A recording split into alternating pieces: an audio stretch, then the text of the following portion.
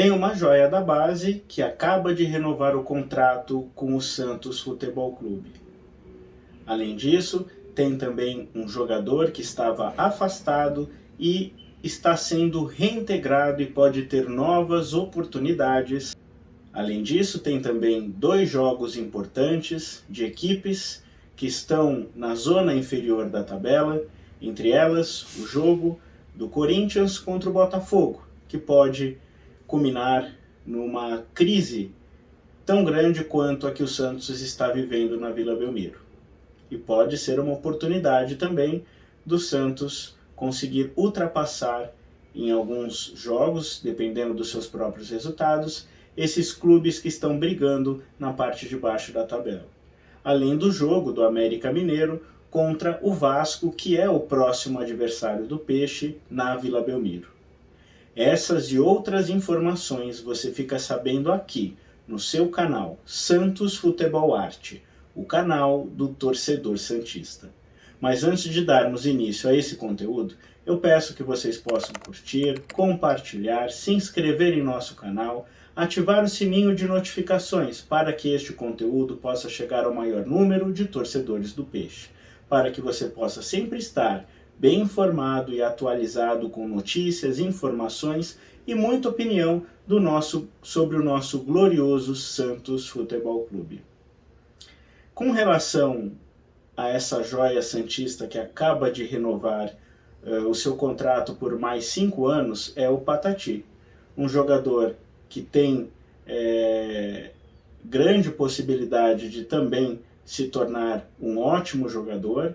Os poucos minutos que entrou com os técnicos que passaram pelo Santos, é um jogador que, se bem lapidado, se numa equipe melhor treinada, melhor posicionada, ele pode ajudar o Santos com boas jogadas, com gols. É um jogador que tem uma característica interessante, que é partir para cima, então ele tem esse estilo do Soteldo, mas no quesito marcação, ainda até por conta da idade também, ele é um pouco falho e precisa melhorar nesse aspecto. Mas é um jogador que, se tiver mais oportunidades, ele pode crescer e pode o seu futebol evoluir bastante com a camisa do Santos. Agora ele tem um contrato mais longo, ele tem a oportunidade de ser treinado pelo Marcelo Fernandes, que a gente sabe que prioriza os jovens jogadores, que dá a oportunidade, que conhece muito bem essa base santista,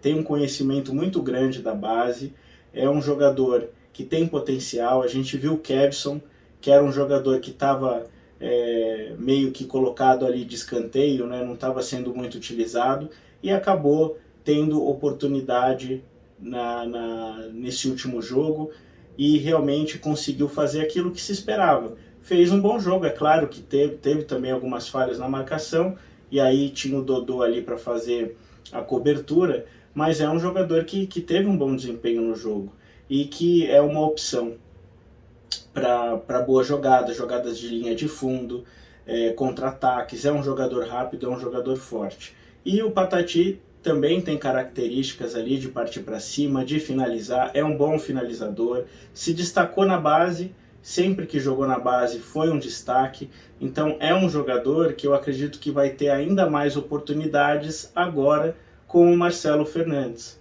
E numa equipe mais encaixada, mais bem treinada, com aquele meio de campo que a gente sabe que não pode ser alterado, que vão criar mais jogadas, é uma oportunidade para esse jogador ele ir entrando aos poucos e ir buscando o seu lugar.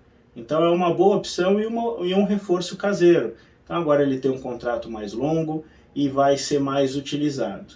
Além disso, o Marcelo Fernandes ele também está trazendo de volta para a equipe principal o Edi Carlos. O Edi Carlos é um jogador que já em muitos momentos ficou fora do Santos, teve poucas oportunidades. Até pouco tempo atrás ele estava até sem contrato, não sabia se ia continuar no Santos, acabou sendo renovado, depois chegou a fazer 2, 3 jogos, mas acabou sendo sacado do time, até a ponto de ter sido afastado por alguns treinadores que passaram pelo Santos, inclusive pelo Aguirre. O Ed Carlos é um jogador que ele tem uma característica muito similar à do Ganso. É claro que não dá para comparar os dois jogadores, porque o Ed Carlos é um jogador ainda jovem e o Ganso é um jogador que já conquistou muita coisa. Já jogou no futebol europeu, teve um destaque muito grande, né, naquela época do Neymar, chegou a ser campeão com o Santos, então ele tem uma bagagem muito maior. Teve bom desempenho nos outros clubes que ele passou, teve ali um resgate do seu futebol, é verdade, com o Fernando Diniz, que sabe, que adora esse jogador, e até não vai ser muito difícil de ver talvez o Ganso na própria seleção. Eu não sei se ele vai ter espaço para disputar com os que lá estão, né? Mas é um jogador que agrada muito, e nesse estilo que o Diniz joga, o Ganso funciona muito bem. Então a característica do Ed Carlos, que é um jogador de criação, que é um jogador mental, mas que tem pouca velocidade, é uma característica de jogador que tem poucas oportunidades no mercado, tanto brasileiro quanto no mercado do exterior. Porque o futebol hoje ele é um futebol muito rápido, é um futebol de muita força, e ele é um jogador que é um jogador cerebral, é um jogador que dá um passe finalizador ali pro atacante finalizar, às vezes com um passe ele resolve a jogada, mas ele não é um jogador rápido, ele não é um jogador que tem boa marcação, ele é um jogador que ele tem que jogar mais solto. O técnico que trabalhar, né, com esse jogador ou que opta por esse jogador, ele monta um esquema para que ele tenha maior liberdade, para que ele possa ser realmente o cérebro do time e que os outros jogadores possam correr por ele. Quando isso acontece, um jogador dessa característica consegue se destacar. É o caso do Ganso. É por isso que o futebol do Ganso cresceu muito com o Fernando Diniz. É por isso que o Ganso oscilou bastante no São Paulo, mas teve até momentos piores, né, do que bons momentos no São Paulo, porque você não tinha, muitas vezes, um futebol que priorizava esse jogador. Então, quando você não tem essas características no elenco, fica muito difícil um jogador dessa característica conseguir se manter. E é por isso que o Ed Carlos não teve tantas oportunidades, porque quem o viu na base, viu que ele é aquele jogador cerebral. Inclusive, até ali, muitos diziam que ele estava acima do peso. Depois ele conseguiu recuperar sua forma física ideal, até na equipe principal, já não se demonstrava que estava ali acima do peso, mas é um jogador lento. Então, se souber montar um time para jogar com esse jogador, ele pode somar. Ele pode ser aquele jogador que faz a diferença. É um meio de campo que é uma das dificuldades do Santos. Então o Marcelo Fernandes entendeu que era melhor trazer o jogador novamente, trazer de volta, né? Para que ele possa participar com o elenco e talvez tenha oportunidade. O Santos tem esse problema no meio. Sai o Lucas Lima, não tem um outro jogador. Então eu acho que é a oportunidade que ele está tendo com um técnico que pode, né, dar uma oportunidade maior do que os outros que passaram, e se ele abraçar essa oportunidade, aí a gente tem que ver mais do jogador, realmente ele ter mais minutagem, coisa que ele não teve. O tempo que ele entrou, em poucos minutos de cada jogo, né? A gente não viu o Ed Carlos jogando 2 tempos completos, ele sempre entra no decorrer do jogo, e aí a gente tem que levar em consideração também como que o Santos tem tido desempenho, né? Então o desempenho tem sido muito ruim, não tem sido uma equipe coesa, e aí realmente fica muito difícil para um jogador entrar e resolver sabendo ainda das características que ele tem.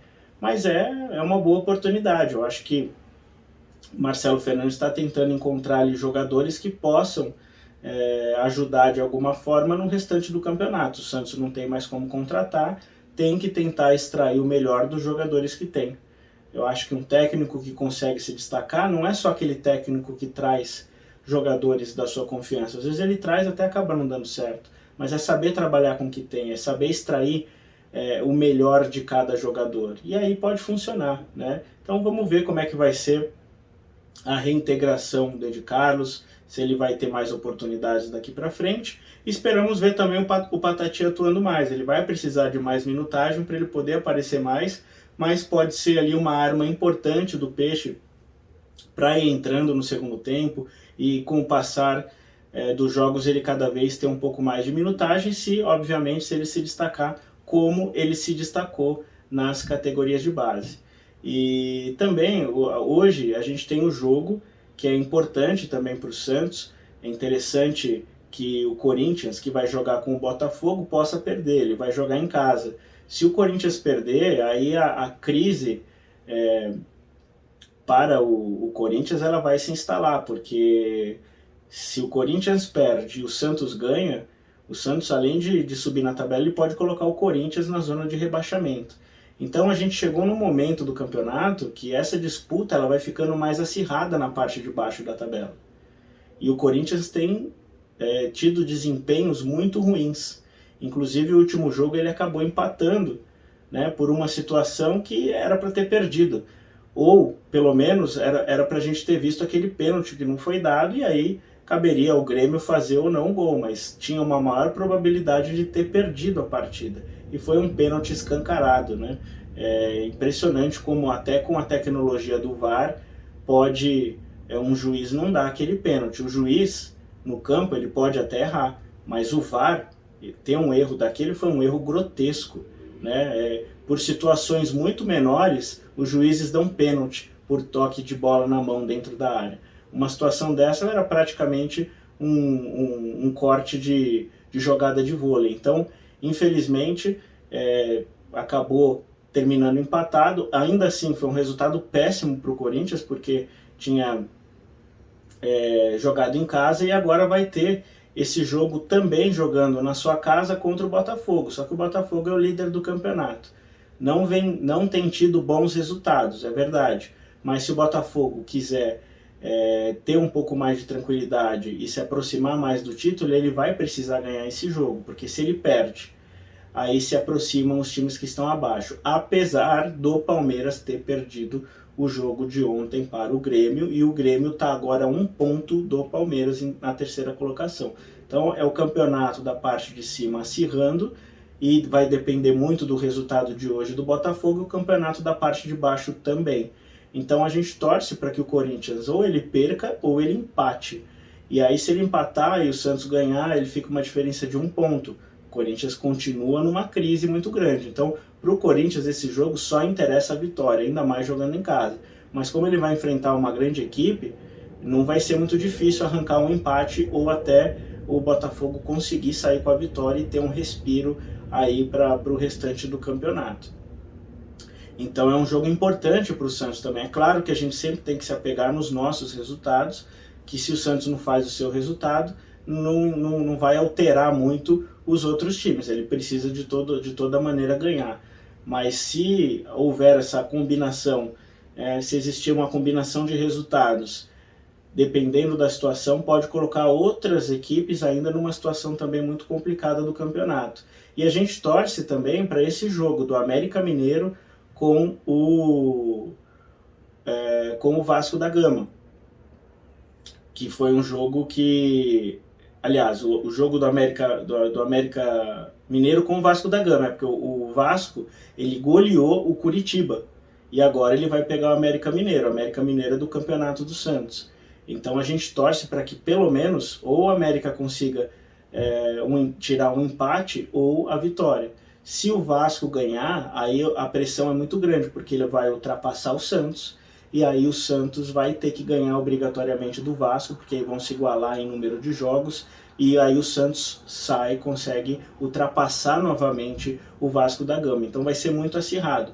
O Santos está tendo tempo de treinar, está tendo treino em 2 períodos, teve 2 dias de folga, voltou a treinar ontem, novo treinamento hoje em 2 períodos, amanhã também em 2 períodos, e no domingo ele folga novamente. Então o Santos tem esses dias com um pouco mais de tranquilidade, com a equipe animada pela continuidade do trabalho do Marcelo Fernandes, que é o que tudo indica, vai continuar sendo técnico do Santos, e provável que realmente até o final do campeonato, ou a gente sabe que tudo no futebol pode mudar, vai depender também do desempenho dele, e a gente espera que a equipe continue tendo um bom desempenho, independente dos resultados. A gente precisa dos resultados, mas se a equipe mostrar força, mostrar uma qualidade, mostrar que está brigando pelo resultado, mesmo que ainda possam vir resultados adversos, o que é natural, aí ele vai ser mantido, a menos que o Santos, que a diretoria possa perceber ao longo dos jogos que teve uma queda de rendimento novamente. Aí a gente sabe que nenhum técnico no Brasil tem o trabalho garantido, questão de 3, 4, 5 jogos não se consegue os resultados, a equipe começa a decair bastante, é natural que comecem a ser ventilados nomes e acabem, pela cultura do futebol, da forma como ele é com os técnicos, acabe havendo uma troca. Mas, por hora, Marcelo Fernandes segue no comando do Santos, com a anuência, né, com a alegria dos próprios atletas que desejavam o técnico até o final do campeonato e para que ele possa dar continuidade ao seu trabalho, que nesse primeiro jogo que passou foi realmente muito acima das expectativas. Então é isso, pessoal. Fiquem ligados para novas informações, novos conteúdos. A qualquer momento eu trago aqui para vocês, tá certo? Um abraço a todos e até a próxima.